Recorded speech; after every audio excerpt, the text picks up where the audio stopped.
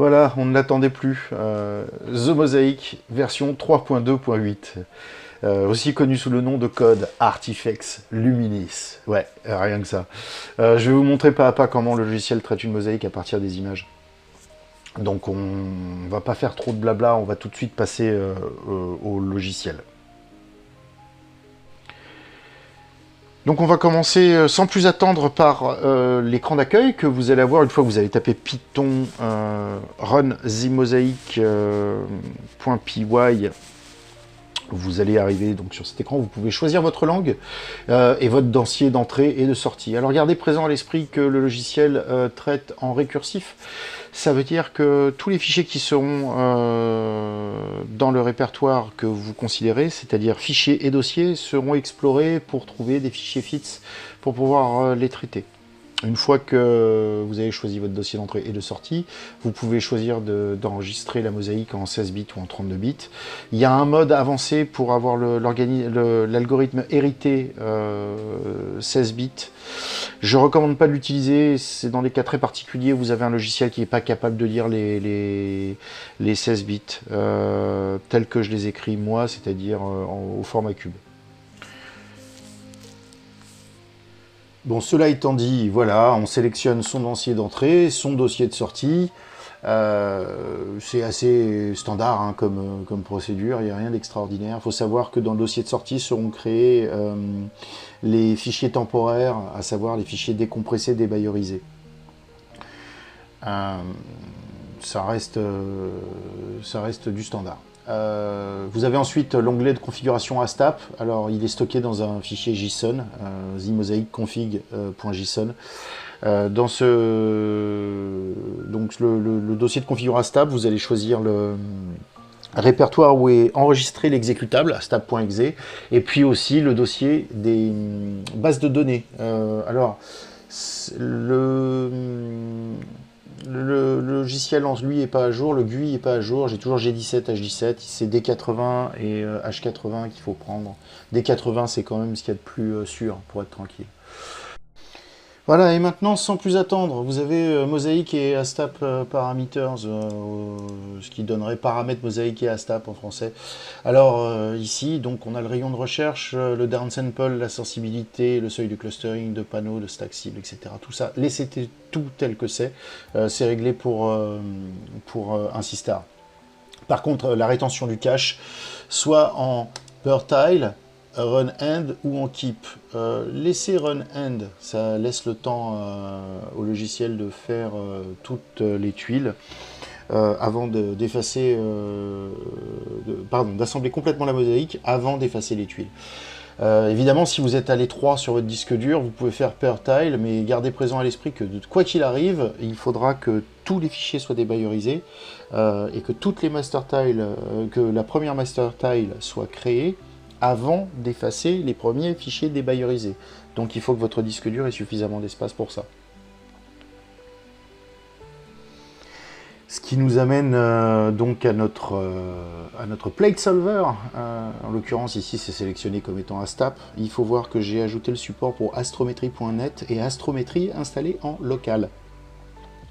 Alors gardez présent à l'esprit que astrometry.net ça marche très bien, vous pouvez rentrer votre clé astrometry.net.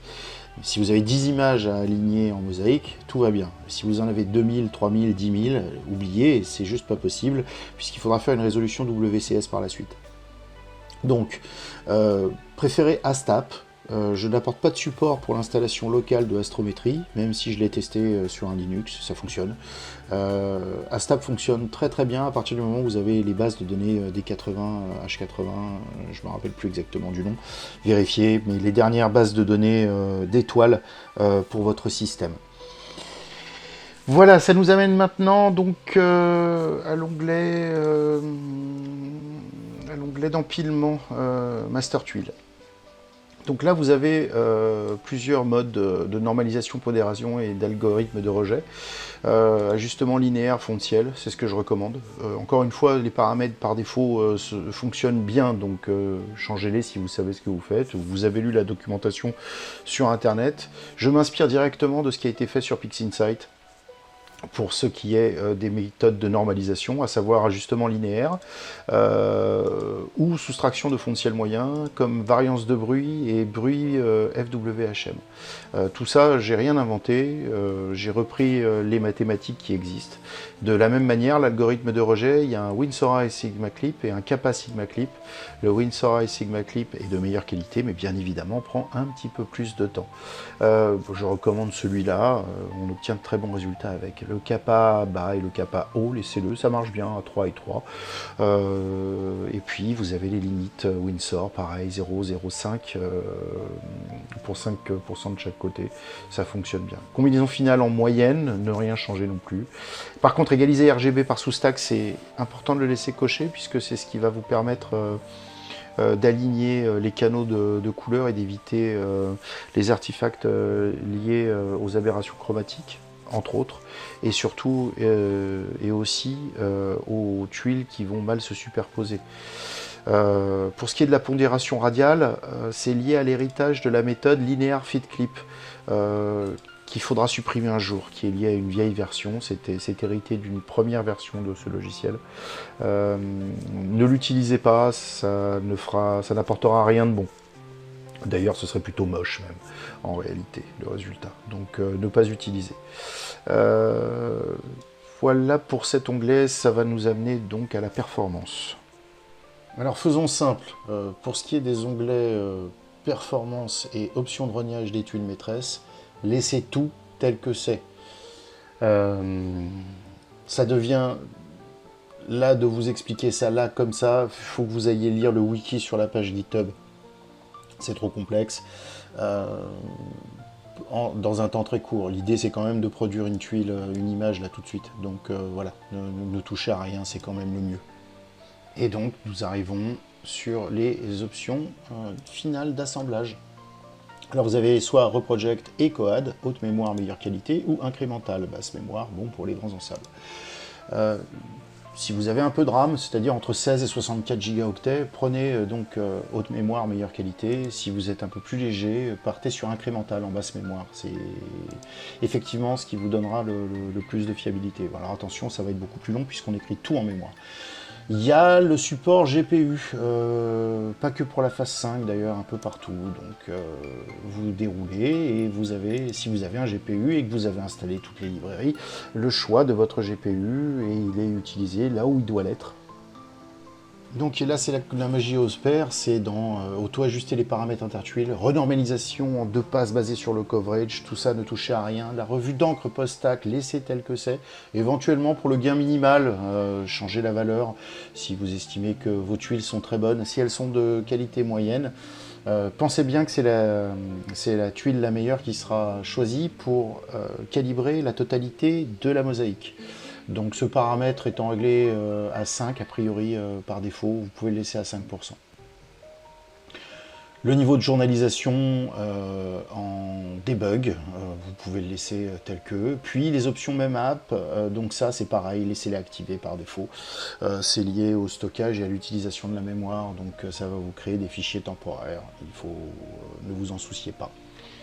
Et nous voilà donc à la croisée des chemins où vous allez avoir le choix entre appuyer sur ouvrir le filtre ou lancer la mosaïque hiérarchique qui va in fine vous ouvrir dans tous les cas la fenêtre de filtre, à moins que vous disiez non à la question qui vous est posée, auquel cas on démarrera un traitement sur l'ancien algorithme qui va traiter la mosaïque en créant des tuiles sur la base du nombre maximum d'images que vous avez spécifiées plus haut. Alors, ça fonctionne mal dans le sens où justement on récupère toutes les aberrations. Ça peut ne pas poser de problème quand vous avez 15-20 000 images. Mais c'est un gros point d'interrogation. Donc, je recommande chaudement d'aller dans cette fameuse fenêtre qui s'appelle en code source The Mosaic Analyze Filter GUI.py, je me suis pas foulé sur le nom, dans laquelle maintenant on va décrire ce qui se passe. Quand vous aurez cette fenêtre, si vous avez déjà créé un fichier CSV, ce qui est mon cas, vous avez tous les cadres bleus déjà chargés. Bien évidemment, il vous faudra, s'il n'y a rien, cliquer d'abord sur Analyser. Une fois que l'analyse est complète, vous allez donc pouvoir tout simplement lancer, auto-organiser les master tiles. Si certains fichiers sont manquants, vous pouvez résoudre les WS manquants. Si tous les fichiers sont résolus, de toute façon, vous allez avoir un message qui va vous le dire. Hein. Tous les fichiers listés possèdent déjà une solution WCS. Vous pouvez filtrer par appareil. Dans notre cas de figure, certains mélangent les S50 et les S30. Non pas que Reproject ne soit pas capable de le gérer, mais ça peut amener de la confusion et des artefacts assez étranges. Je recommande chaleureusement d'utiliser uniquement les mêmes images sur une mosaïque, donc en provenance du même instrument. Normalement, ça doit pouvoir reconnaître aussi les images d'une ASI 533 et une 294 MC. Je ne sais pas sur d'autres caméras si la reconnaissance se fera. Vous avez un bouton exclure X degrés, c'est au cas où vous ayez les images qui soient vraiment très très loin, parce qu'il ne faut pas oublier que Reproject, lui, ne s'occupe pas vraiment à partir du moment où il a un WCS, de savoir si les choses sont côte à côte. Donc si vous imaginez M16, et je vais dire n'importe quoi, NGC 7023, et que vous mélangez les deux, vous allez avoir un grand espace plein de zéros qui sera la distance entre M16 et NGC 7023. Ça prend de la place pour rien, ça prend du temps pour rien, donc j'ai prévu cette option exclure X puisque tout le monde est résolu en termes de WCS. La résolution des fichiers WCS est inscrite dans le fichier n'est pas modifié, c'est juste que dans le header on rajoute la résolution WCS, c'est tout ce que l'on fait. Donc tout ce qu'il reste à faire à partir de ce moment-là, c'est désélectionner les fichiers dont vous n'avez pas besoin, soit en cliquant sur les cadres bleus, soit en cliquant dans les images à garder dans la liste qui se trouve sur la droite. Et une fois que vous avez fait votre choix, que tout ça vous semble bien, vous n'avez plus qu'à cliquer sur Valider, Validate. Et le traitement peut enfin commencer. Une dernière petite chose à partir de cette fenêtre, bien évidemment, si vous avez oublié un détail, par exemple que vous vous rendez compte que vous n'avez pas sélectionné votre GPU, il suffit de cliquer sur Cancel, ça ne lancera pas le traitement. Ou si vous n'êtes pas heureux avec le nombre de tuiles maximum, puisque quand vous allez dans les détails, on voit le nombre de tuiles, le nombre de brutes par tuile, vous pouvez appuyer sur Cancel. Validate va lancer le traitement. Ça y est, enfin, le traitement a commencé, ça commence à tourner, il y avait beaucoup à dire.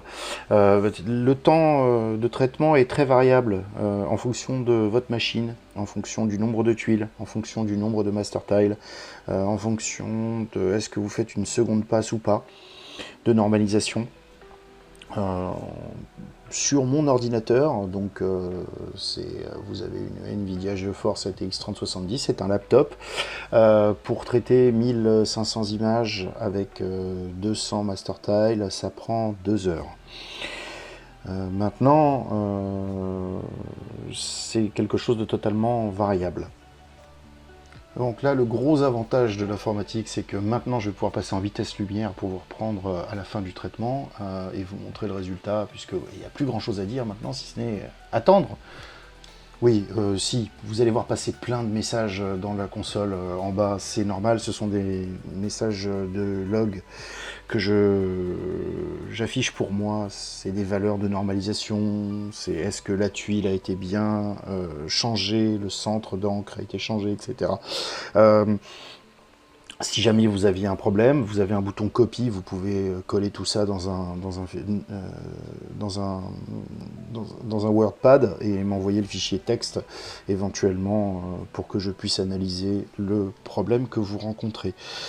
En théorie, ça a été testé sur 3 ordinateurs, ça devrait fonctionner.